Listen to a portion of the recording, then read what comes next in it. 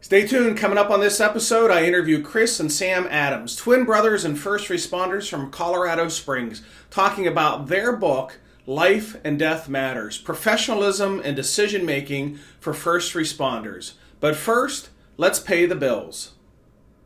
Today's episode is sponsored by Midwest Fire. For more than 20 years, Midwest Fire has been manufacturing high-quality tankers, tanker pumpers, and fire rescue vehicles in the United States and Canada. Keeping firefighters safe while enhancing their capabilities is what they do best. To learn more, go to MidwestFire.com.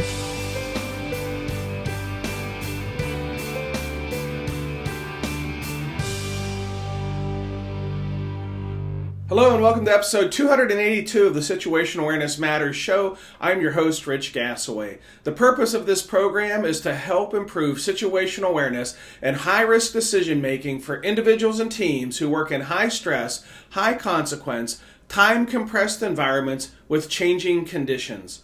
The SA Matters mission is simple. We want to help you see the bad things coming in time to prevent bad outcomes.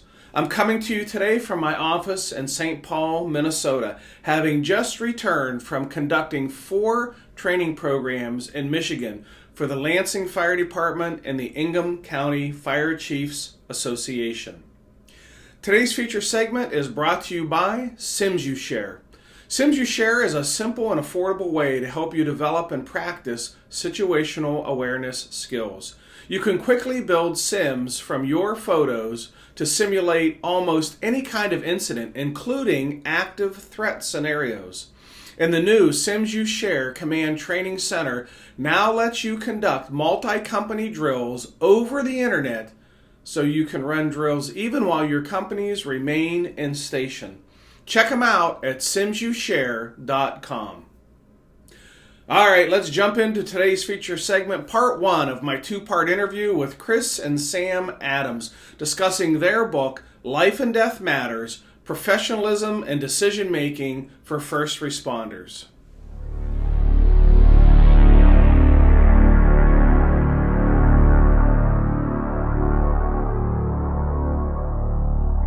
Hey everyone, Rich Gassaway here, host of the Situational Awareness Matters show, and I have today 2 very special guests, Chris and Sam Adams. They are the author of a book called Life and Death Matters, Professionalism and Decision-Making for the First Responder. And I come across this book somewhere on the internet, whether it's Facebook or LinkedIn, and I thought, well, that's interesting. And then one of the 2 of you had reached out to me and said something about being a guest on the show, and I thought, well, that's a great idea to have you guys on and talk about the book and the topic and you know where you're at and what you're sharing out there. So, welcome to the show. Well, thanks for having us, sir. It's a great honor to be a part of your show and maybe have some good conversation, talk about some things. Yeah, good. Now, we appreciate it. Well, I'm glad to have you. And so, I didn't say this on the front end. So for the audience who thinks that this is a mirrored image, they're identical twins. Right. Yeah. Both serving as first responders. So it's not anything wrong with your computer or your vision. And thankfully you guys didn't like dress like or something. You know, exactly. play some tricks. You're probably old enough in life that those games are gone, but probably some good early memories of life as to fun that you had with that. Tell me a little bit about your backstories and your career and what has brought you up to inspiring you to write the book and share that message. So I'm Chris, and this journey, I guess, of being a first responder and working as paramedics and firefighters started years ago. Really, it began with one of our good friends that's on the fire department with us now, sort of asked me about being an EMT. He was in an EMT class at the time, and I really didn't have any clue what an EMT or a paramedic did. Or I knew that if you called 911, somebody came and they could help you out. But I didn't really have any working knowledge of what they actually did or were capable of doing. And so Sam and I both ended up jumping in an EMT class and fell in love right away with the concept of first responder and EMT. And the idea for me, really, I always was fascinated by the idea that in this world we can sit down and call 911 and then somebody shows up to really try and solve your problem, help you out, be a part of your worst moment, and really try and ease a little bit of your pain at that specific moment. And I think that was one of the things that always kind of fascinated me about it after starting the class. And then after that, I got a job at a private ambulance company. And really the way it worked was you started out doing wheelie van transports, the paratransit, interfacility type stuff. And then kind of graduate up to a BLS interfacility, and then eventually graduate to a 911 capacity as an EMT. And I remember my first night, or relatively early in my field instruction as an EMT, ran a very serious traffic accident that was a drunk driver related. And my paramedic that was working with us was in the back, and I was with him. And I just remember watching him go to work on this individual that was involved in a traffic accident. And I thought immediately, this is what I have to do. This is something quite amazing. And to be able to function at such a high level with such confidence, but yet in such a chaotic moment of such trauma and tragedy, but still being a complete professional and being able to move forward very diligently and intently. And I thought it was a great example for me. And it really sort of set the tone for my career as it relates to first responder and then paramedic and such. So and then after I did that, I went to paramedic school in Denver, Colorado. Worked on a few years on an ambulance up there in a 911 system, and then was fortunate enough to get hired with the Colorado Springs Fire Department, where I currently work as a paramedic. So that's a quick history of me. Yeah, my story is pretty similar. I went to the same class that Chris did, the EMT school down here in Colorado Springs. Got hired on with a private ambulance company, the same one actually that Chris was with. And really, it's a pretty similar story. I actually was a year behind him in medic school, though, because I failed the test to get into medic school the first time. I probably didn't take it as seriously as I should have, but it was a good moment for me, and it was kind of a good gut check for me, to be honest, and realize that it's not really a joke what we're doing, and you really do need to take it seriously. Being a first responder's it's a very important role in our communities, And so that was a good gut check for me, and I went back the next year, took the test again, and was able to get accepted into the same school that he did. Graduated medic school, and then worked as a paramedic in Denver also, and then I did my rides for school down in Colorado Springs and worked pretty closely with the Colorado Springs Fire Department. And I was exposed to the way they do things and the level of integrity and teamwork that they had down here. And that was something I knew that I really wanted to be a part of. But I wanted to get a little bit of experience before I applied. So I stayed in Denver for a little while and then applied down here about a year and a half or 2 years later, and was fortunate enough to get hired on down here, and now working as a paramedic firefighter here, and it's just been great. So it's kind of a similar story, but pretty similar. How long ago did you guys go to EMT school? How many years are we talking back? We're working on EMT. 2007. Yeah, I think it was 2007. So we're working on 12 or 13 years almost. Mm-hmm. Was when we went to EMT school. And then when did you get hired at Colorado Springs? I got hired on Colorado Springs at 2013, so the beginning of 2013. So I'm working on my, I guess, 6th year down here in the Springs. Yeah, I was a year after. I was 2014 in the Springs. Okay. It's interesting you brought up that idea of the gut check.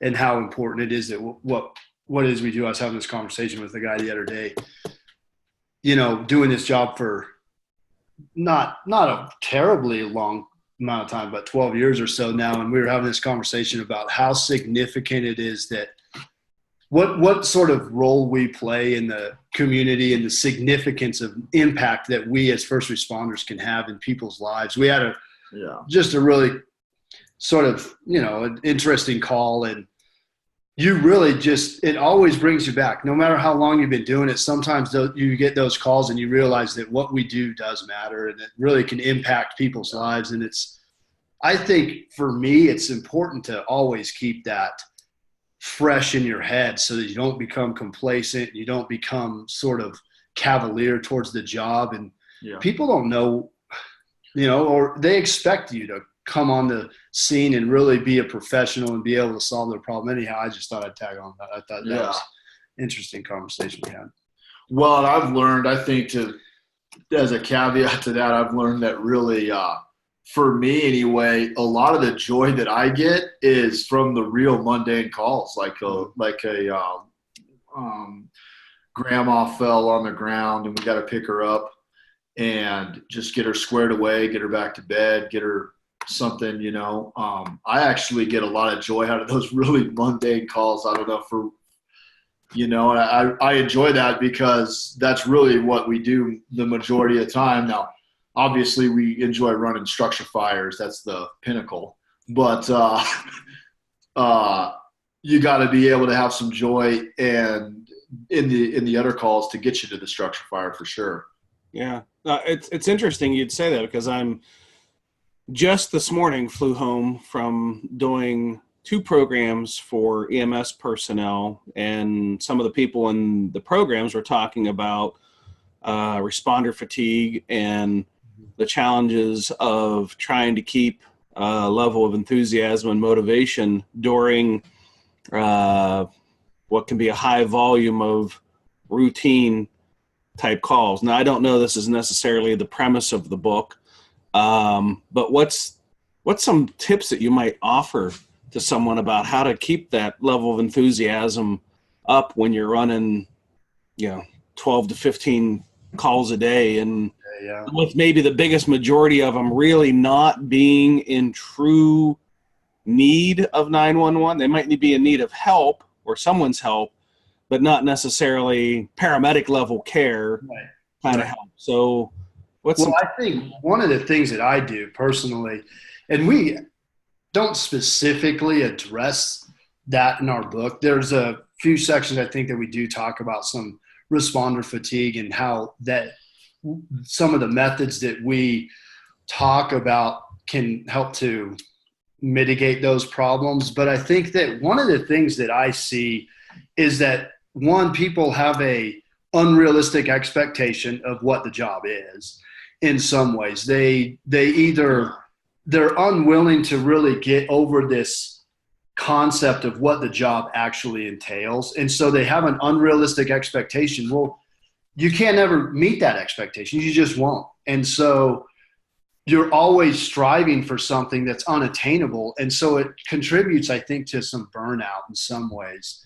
But I also think that one of the things that we really talk about is this idea of a methodical approach and really being systematic about how you do things and how you operate so that you don't get burned out. So, for example, when you are going on those alarms that are sort of routine, not starting to interject your subjective opinion about certain things, but just understanding that you're there to do a job, remain professional, and just operate as such instead of consuming your thought with this idea of whether or not they should or shouldn't, whether or not this is an emergency or whether or not this is a call that warrants an ambulance and stuff.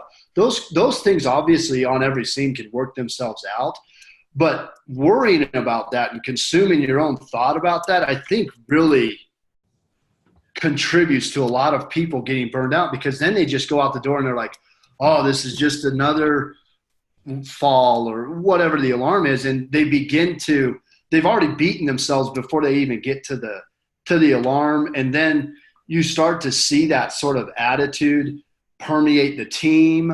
And then it starts to begin to bring the entire call down. And now all of a sudden you're operating in a very low sort of, honestly, situational awareness. You're not really paying attention to what's going on because you've already beaten yourself before you've even gotten there. And you're sort of operating with this complacent attitude towards the job and towards the call and towards the scene, and because you've interjected your subjective opinion about stuff. And I think that if you remain objective, you have a methodical approach towards how it is you operate and what it is you're looking for and the information you're trying to elicit, then you can remain very professional despite the call.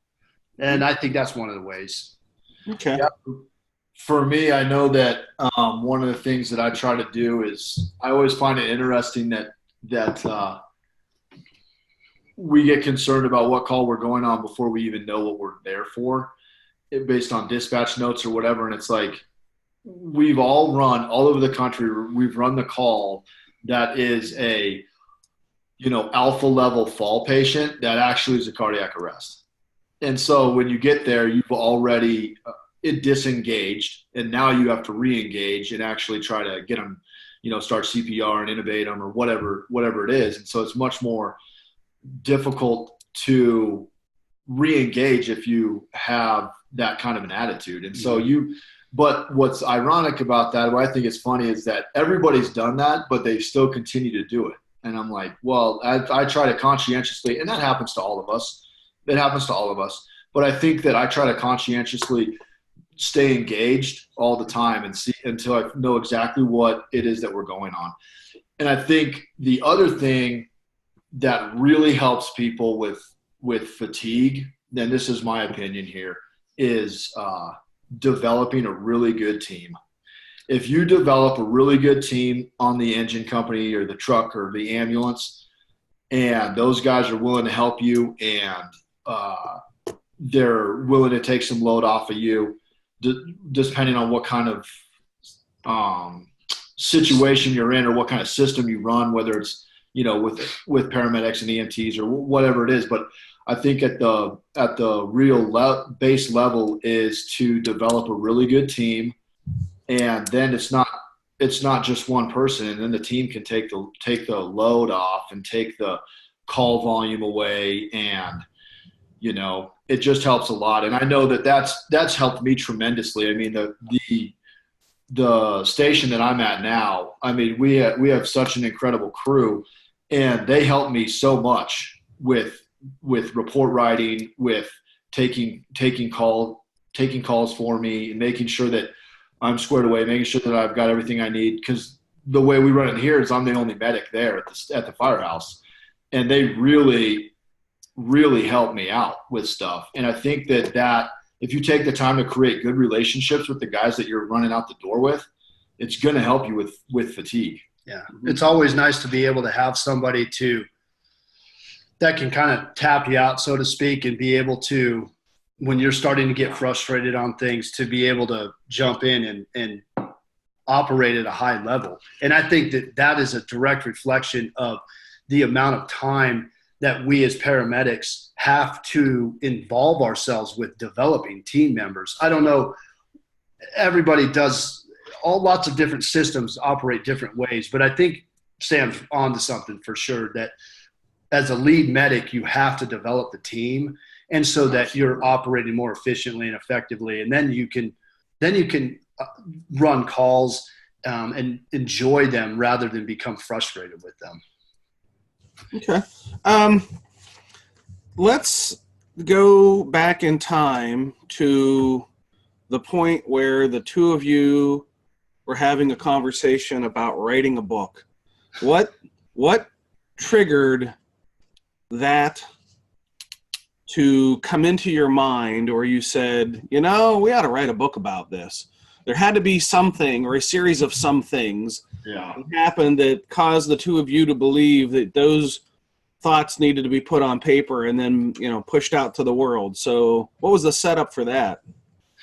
Well, it was it was kind of a long process to begin with, to get to the point where I really thought that we probably we should write a book. But it kind of started with just training people. So we both work as field instructors for the fire department, and I'd been training a number of people, and then I was training one individual, and we ran kind of a pretty serious call, and he was disappointed about the outcome. The patient was okay, but he was disappointed about not his clinical decision-making, but he was disappointed that he didn't act as decisively as he should. He knew what was going on clinically, but he didn't act appropriately and didn't really intervene as quickly as maybe he thought he should. And maybe or maybe not he should have, because he was so new and he's trying to interpret information and filter it and then create a treatment plan. But nonetheless, he was disappointed in himself. And what I realized was he was disappointed that he had let me down, because I had been training so much with him, not on clinical information like interpreting 12 leads and what COPD is and what a left bundle branch block looks like. But we had been working so diligently on decision-making, moving with intention, acting with integrity, being a patient advocate, making sure that you are advocating for your patient and creating good treatment plans based on the information that you're getting. And I think that we've been working so much on that he was just disappointed. And so what I realized, I remember that night, and we had a long talk, and I realized that what we do as paramedics and firefighters, especially guys that have a little bit more experience, is we're really in the business of developing people to be more holistic, in the sense that they're not just robotic in their sense of, I see this, so I do that, or I go down this road because I see that. This is a left bundle branch block, so I need to do these things, or whatever it is. We're developing people that need to have really good communication skills, that have to have really good teamwork skills, that have to be assertive, that have to have a command presence, that have to act with conviction, they have to move with intention, they have to be professional, they have to act with integrity. And those skills and those character attributes can be developed in people, but in order to be developed, they have to be addressed first, and they have to be identified as something that needs to be developed. And I think the same goes for the fire service. I know that for me personally, my first lieutenant that I had off of probation, that was at my first firehouse, was one of my training cadre lieutenants, and he was a phenomenal mentor. And I think that impacted me to a level where I realized that as a paramedic preceptor, we should be mentoring people and not just instructing them on how to read 12 leads. We need to mentor them and bring them up so that they can really make good decisions. They have a lot more, like we talk about, situational awareness, because their bandwidth is bigger, and they're not just concerned about what a 12 lead looks like. They're concerned about the whole picture of what might be going on with the patient, and then they're able to advocate a really good treatment plan for that individual person. And there was nothing really out there on the market that addressed that, especially for first responders. And so we just did it ourselves and said, well, this is something that I think we need. And I know that we needed it. The guys that we were training really enjoyed that approach to patient care and an approach to training. And so we thought, well, if these guys are liking it, maybe other people will like it. And so we just decided to put all this stuff on paper and try to articulate it in a way that people can digest it, and then put it into practice for themselves. Yeah. That's kind of how it started. I know that's kind of a long-winded way of saying it, but that's kind of how it started. How did the collaboration go on agreeing to the content I remember of the book? Yeah. So I remember the morning Sam got off shift and called me up and was like, hey, why don't you come over to the house and let's have a chat about a few things. And so I came over to his house and we sat down and started talking about a few things. And he had started sort of writing some of these things down. And then we just started discussing back and forth some of the things that we do as preceptors and how we operate as paramedics and firefighters. And so what we decided was for each one of us to individually write a like a template or a outline. Thank you. Yeah. An outline for what we would think would be a nice book to write. And so then we individually wrote that outline, and then we looked at them together and sort of meshed some things. And there was a lot of stuff that was similar. And then Sam brought a lot to the table as far as his ideas. And then I had some contributions that were brought less to the table. But you guys didn't do that twin thing where you both wrote out the same outline in the same words or anything. Yeah. What was funny about it was really when we talked about it, I mean, Chris brought a lot of stuff that wasn't even on my radar. Right. I wasn't even thinking about it. And he brought that stuff up. So it was a really good collaboration because I wasn't even considering some of the stuff that he had brought up in the book and wanted to write down, which was good. So I think it really helped to make a better product for people to see.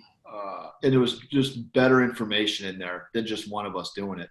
Yeah. So were there any points of contention where the two of you perhaps disagreed on something that should be in the book or the way something should be discussed? That everybody thinks that writing a book is well, not everybody, some people think it's a rather easy thing. You just sit down and put your words on paper. But then when I've co-authored a book with someone else. I wasn't related to him, so I think if you're related to him, I think it would make it even harder than if they're a stranger having that conversation. And then you add the element of twins, and I think it even makes it harder. And then the fact that you guys work on the same department, I think it even makes it harder. Yeah. So, what was some of the messiness that come along in the way? Like, tell me a story about a time when you guys just butted heads on something that was going to be in the book or not be in the book. And then I want to know who won. Yeah, I'll be honest. Yeah. I can't think of something that we both had such a disagreement on that we were like, no, one of us had a very strong opinion and both of us had opposing views about something. There was nothing in there that really either one of us had. I think the biggest disagreements and stuff, as you know, as an author, it comes down to where are we going to send the book? How are we going to get this edited? What are we going to, those sorts of things that we really don't even think about, organizational stuff. And then it was our first book, so we didn't really know how the process worked. And so we went through it a number of times trying to get it what exactly we wanted to say. And then we sent it off to the editor and realized that we're not editors in any capacity. No grammar capabilities and no spelling capabilities. Yeah. But I don't think there was anything that we really had opposing views on. Yeah. Dude? So where did you find an editor at? We did it through Reedsy. Okay. On Reedsy, yeah. And our editor was awesome. She brought a huge component to the book, I think, because it was really nice. She didn't have any first responder experience. And so to have somebody read the book and have a real enjoyment in it that's never been a paramedic, doesn't know anything about paramedicine or firefighting, it was really nice to get her perspective on it. And I think that she really made it a much better read than two firefighters would make. Yeah. And then how did you come to agreement on the cover? That was actually done with we had sent it to, after the editor, we had sent it to a cover designer and a formatter. And we had just said a couple things that we had ideas for. And like, we wanted the thin red line in it, like here, we wanted that thin red line somewhere. But other than that, we basically let them have their way with it. I mean, I know that I'm not a book designer, so I don't want to – they know more than I do about it, so they know what looks better than I do, I guess. We kind of let they made 5 or 6 templates for us to choose from, and so we chose this one. Yeah, I'm going to ask you a question that's going to appear kind of awkward, either on your end or on my end, but I'm not sure how this is going to go. But have I seen that book in 2 different covers? No. No? Okay. I thought I saw a picture of that book that was a cover that looked different than the one you just held up, and I don't know why I think I saw that. Huh. No, we only have one. No? Okay. All right. Then that's me feeling awkward now because No, when I you held will that up, say- I thought the book I thought I saw had a cover different than that one. But That's what you just saw. okay. Yeah, it's okay. Now, I will say, I think that, well, I know my wife certainly had some input in the cover design and was like, no, I think you should go with this other one. Or, she had some input as it goes with that sort of stuff. And I'm sure that Amanda did too. It's okay to score some points, fellas, and give the ladies some credit. Yeah.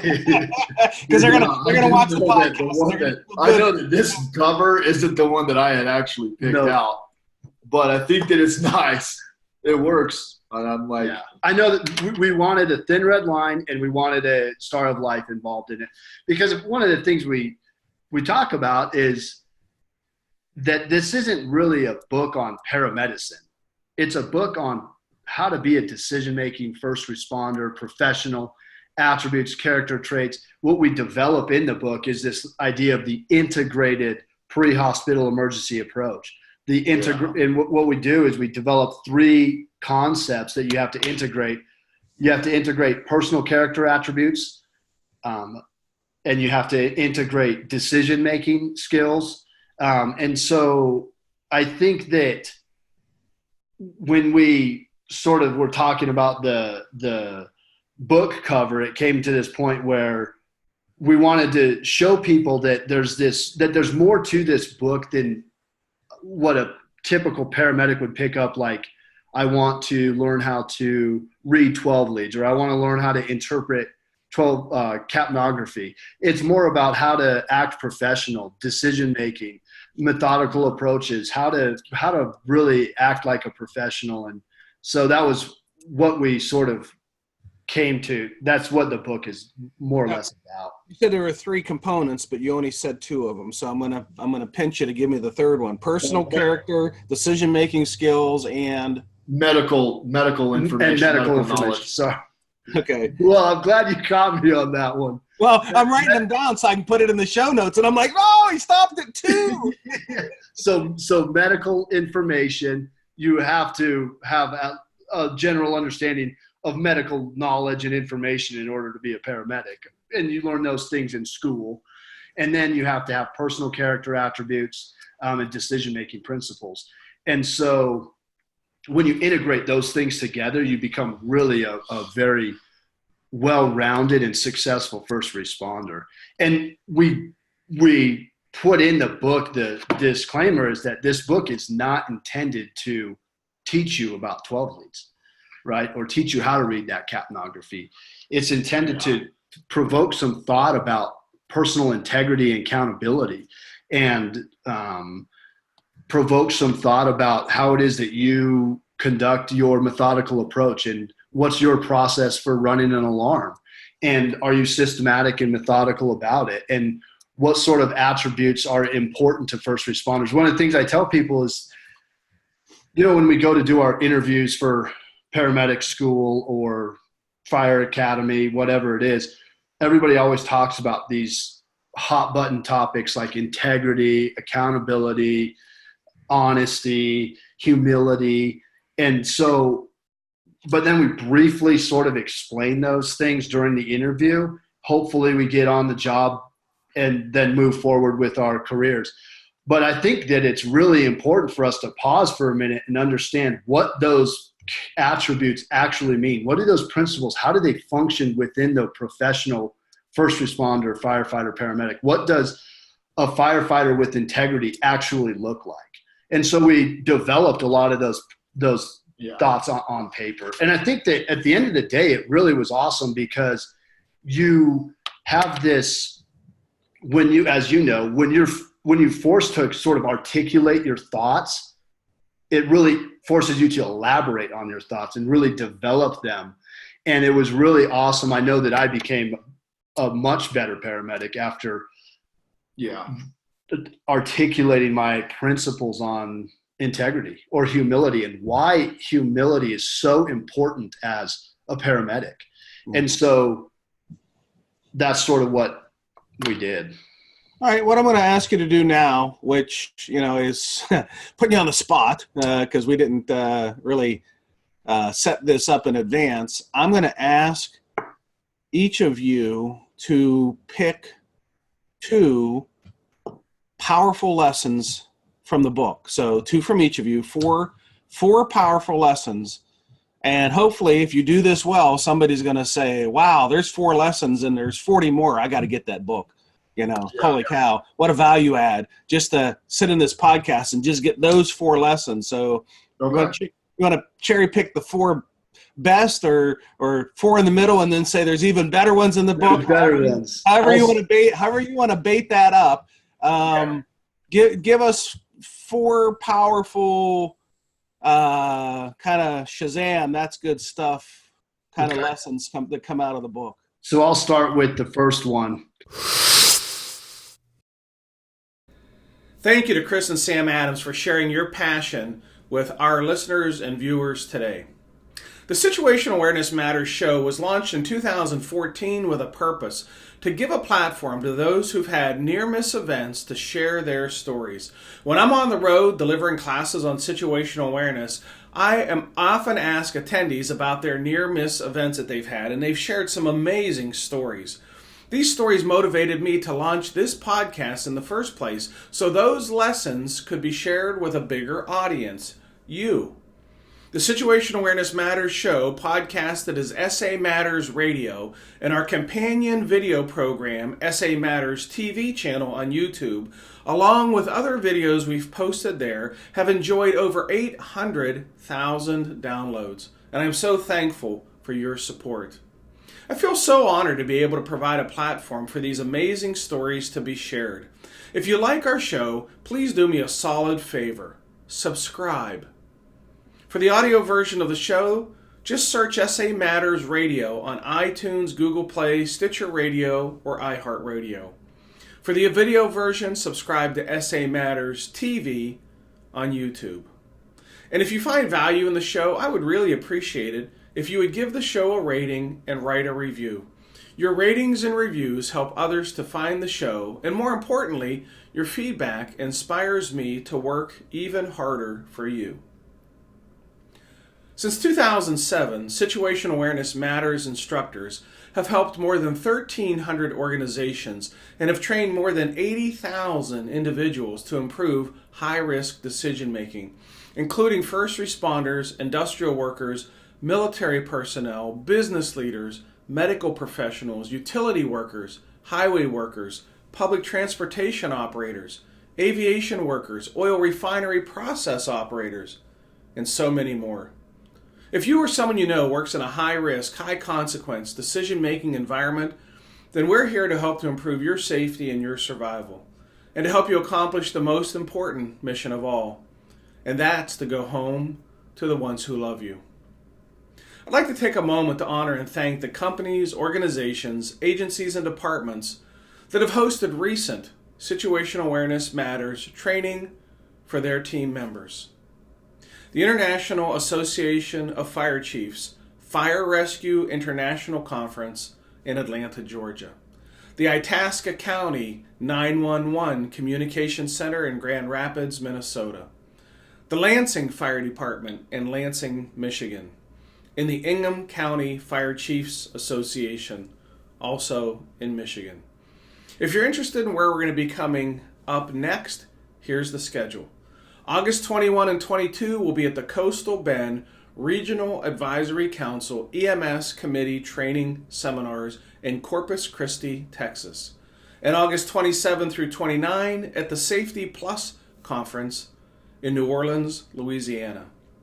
On the completion of the program in New Orleans, the Situational Awareness Matters Tour is taking a 6-week sabbatical from presentations to, as Dr. Covey would say, sharpen the saw.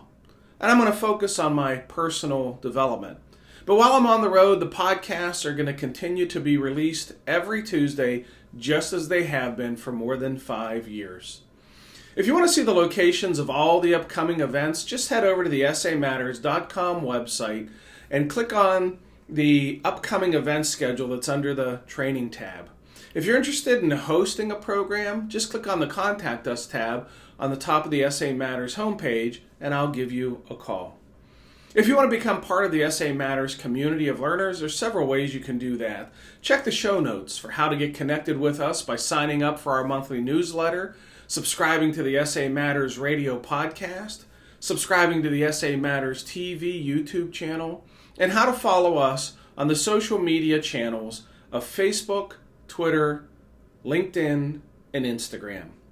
There we're sharing ideas about how to improve situational awareness, how to make better decisions under stress, and how to improve the skills of critical thinking and resilient problem solving. Well, that's it. Episode 282 of the Situational Awareness Matters show is complete. Thank you again to my guests, Paramedics Chris and Sam Adams. Thank you to our platinum sponsor, Midwest Fire. Thank you to our feature segment sponsor, Sims You Share. And thank you to our associate sponsor, Chief Miller. Thank you to all the companies, agencies, organizations, and associations that have hosted Situational Awareness Matters training programs. Thank you to all the organizations that have hosted live stream programs where I come to your organization live via the internet to train your employees. Thank you to the more than 3,000 students and graduates of the highly acclaimed Situational Awareness Matters Online Academy. The feedback I've received from Academy graduates is just amazing and very humbling, and thank you for that. And most importantly, thank you, the listeners and viewers of this show, for sharing some of your valuable time with me today. I really appreciate your support of the SA Matters mission. Be safe out there, and may the peace of the Lord and strong situational awareness be with you always.